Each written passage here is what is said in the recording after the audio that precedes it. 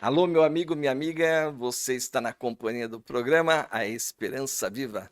Estamos aqui novamente, mais uma vez, para estarmos dialogando a respeito de assuntos espirituais, assuntos importantíssimos que devem comandar a nossa vida, porque os assuntos espirituais eles são mais importantes e quanto mais nós estivermos aperfeiçoados na vida espiritual em relação a Deus, em relação às suas instruções, seus ensinamentos, mais então nós podemos ter uma vida bem equilibrada, uma vida realmente satisfeita, uma vida realmente que pode nos dar alegria, uma boa sensação de vida, e isto é o que Jesus Cristo, nosso Senhor, ele quer que nós tenhamos, quer que realmente tenhamos vida, mas vida em abundância, foi o que ele disse. Eu vim para que vocês tenham vida e vida em abundância. Vida em abundância é que ele quer que nós tenhamos essa vida temporária, mas dentro dessa vida temporária, ele quer que realmente nós já tenhamos o conhecimento da vida eterna e que nós já possamos estar já cheio de esperança, com uma esperança viva em nossos corações, sabendo que a vida eterna já está garantida para todos aqueles que creem nele. Então é nesse sentido que Jesus está sempre trabalhando, para que realmente nós possamos viver essa vida, enfrentar essas lutas, essas batalhas. Ele mesmo disse que nessa vida aqui nós teremos muitas aflições, falando, no mundo tereis aflições, mas tende bom ânimo, porque eu venci o mundo. Quer dizer, confia em mim, que todas essas batalhas, essas lutas eu conheço e sei ajudar você a encontrar a solução para todas elas. Por isso, então, a nossa confiança deve estar sempre em Jesus, sempre estruturando a nossa vida dentro dos seus ensinamentos, porque ele realmente tem toda a sabedoria para poder nos instruir e nos levar a sermos pessoas realmente vencedoras, que esse é o prazer de Deus. Ele quer que realmente todos nós que fomos criados por ele sejamos pessoas realmente vencedoras, pessoas que saibam desfrutar das ricas bênçãos que ele colocou para nós aqui nesta vida.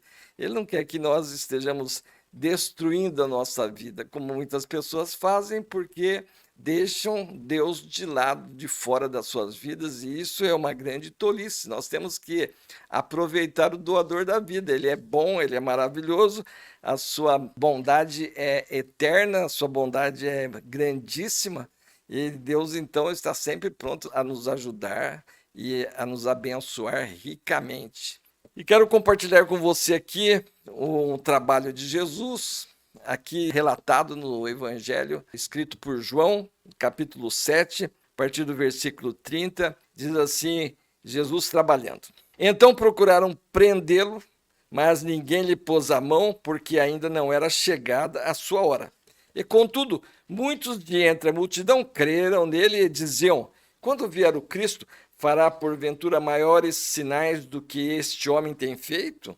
Os fariseus, ouvindo a multidão murmurar estas coisas a respeito dele, juntamente com os principais sacerdotes, enviaram guardas para o prenderem. Então, os que dentre o povo tinham ouvido essas palavras diziam: Este é verdadeiramente o profeta. Outros diziam: Ele é o Cristo. Outros, porém, perguntavam: Porventura o Cristo virá da Galileia? Não diz a Escritura que o Cristo vem da descendência de Davi e da aldeia de Belém, de onde era Davi? Assim houve uma dissensão entre o povo por causa dele. Alguns dentre eles queriam prendê-lo, mas ninguém lhe pôs as mãos. Voltaram, pois, os guardas à presença dos principais sacerdotes e fariseus, e estes lhe perguntaram: Por que não o trouxestes? Responderam eles: Jamais alguém falou como este homem. Replicaram-lhe, pois, os fariseus: Será que também vós fostes enganados? Porventura creu nele algum dentre as autoridades, ou algum dos fariseus? Quanto a esta plebe que nada sabe da lei, é maldita. Veja aqui, meu amigo, minha amiga, Jesus aqui, ele lá no templo, ensinando as multidões, e as multidões estavam agora olhando para Jesus com olhos de que realmente ele era o Messias. Por isso, então, eles viviam ali questionando: quando vier o Cristo, fará porventura maiores sinais do que este homem tem feito? E tantos outros aqui que diziam: porventura o Cristo virá da Galiléia? Não diz que o Cristo vem da descendência de Davi, da aldeia de Belém, de onde era Davi? E assim outros diziam: este é verdadeiramente o profeta.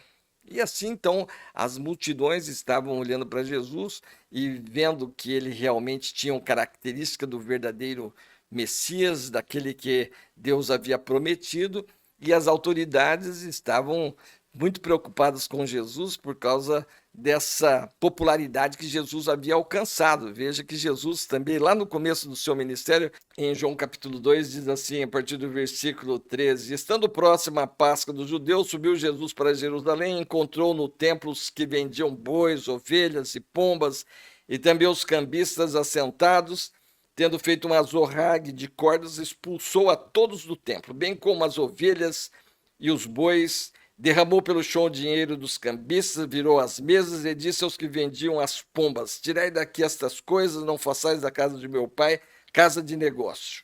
E assim, então, nós vemos que isso aconteceu ali no templo. Jesus, então, logo no início do seu ministério, ele já foi lá e já mostrou que realmente a casa de Deus não era casa de negócio, né?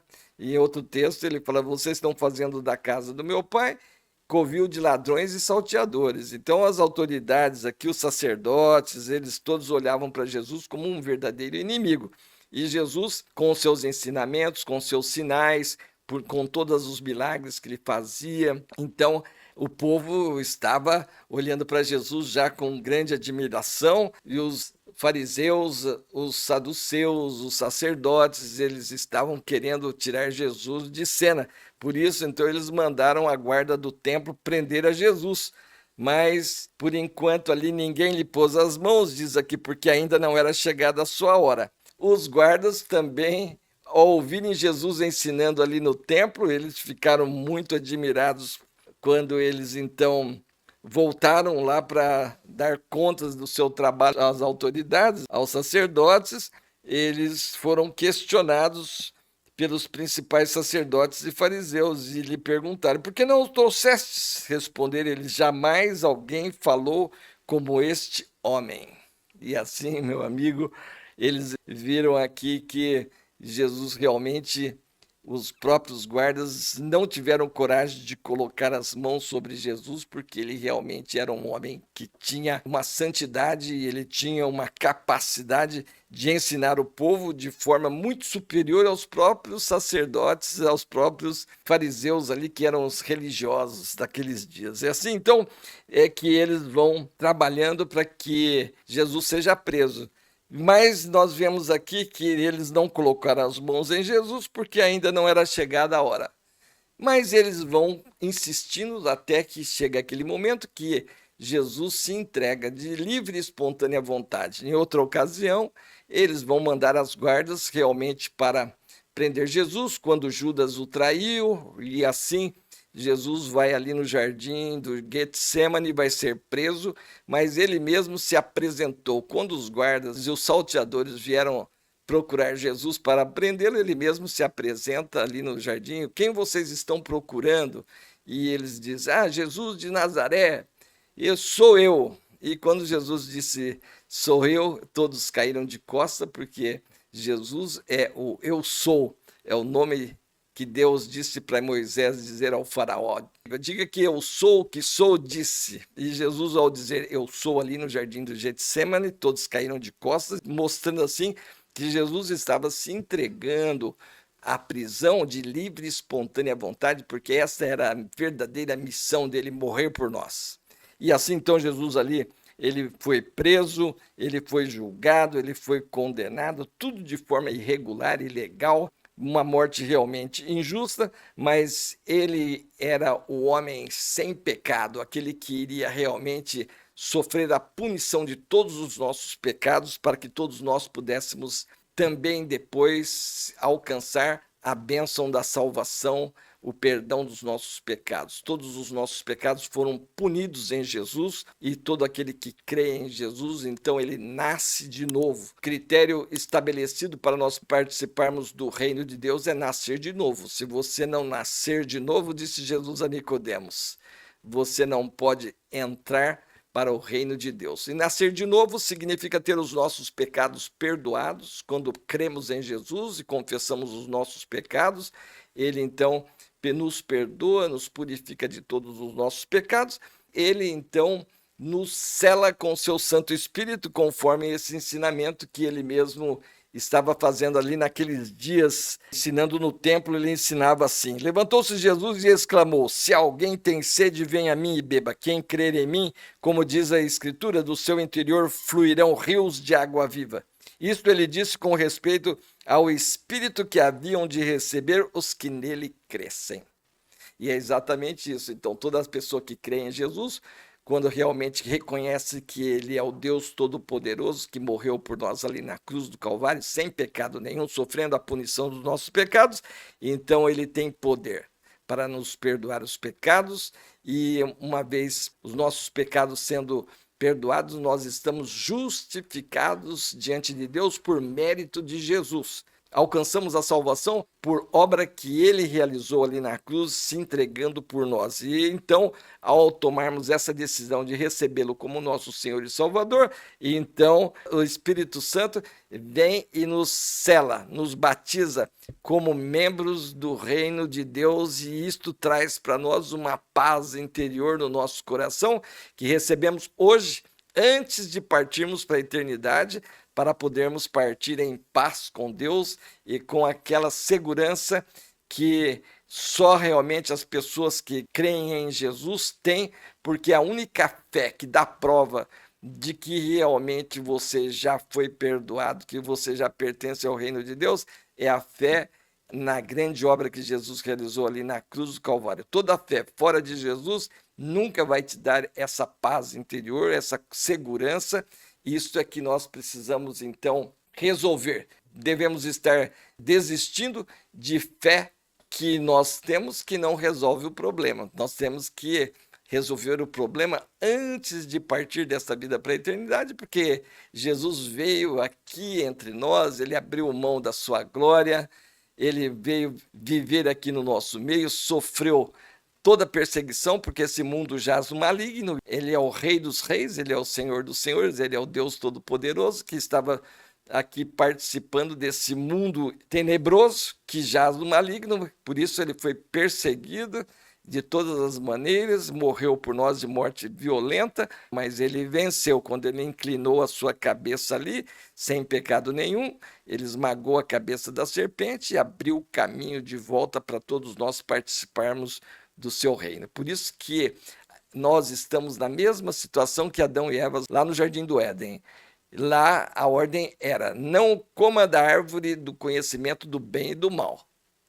Comeram, pecaram, e agora são nossos pais, nos transmitem a enfermidade do pecado, e agora, para nós sermos curados dessa enfermidade, a ordem dos céus, a ordem de Deus é: comam do pão da vida, creiam em Jesus Cristo. Todos nós temos que tomar essa decisão, partir desta vida para a eternidade. Sem tomar essa decisão, é entrar na eternidade de forma errada. Para nós podermos entrarmos na eternidade em paz com Deus, basta nós realmente entregarmos a nossa vida para Jesus hoje. Se ouvirdes a minha voz, não endureçais os vossos corações.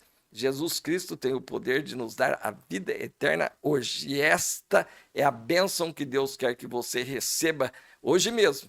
Se você tomar essa decisão, você vai realmente experimentar que o Deus que nós cremos, ele é vivo, presente, ele está conosco. Jesus ressuscitou, ele está vivo e está entre nós. Não vos deixarei órfãos, disse Jesus, voltarei para vós. E nosso Deus é vivo, e quando nós demonstramos fé nele, ele traz realmente a prova de que nós tomamos uma decisão que o agradou, uma decisão certa, e toda decisão certa que nós tomamos traz a paz. E a principal delas é a paz com Deus.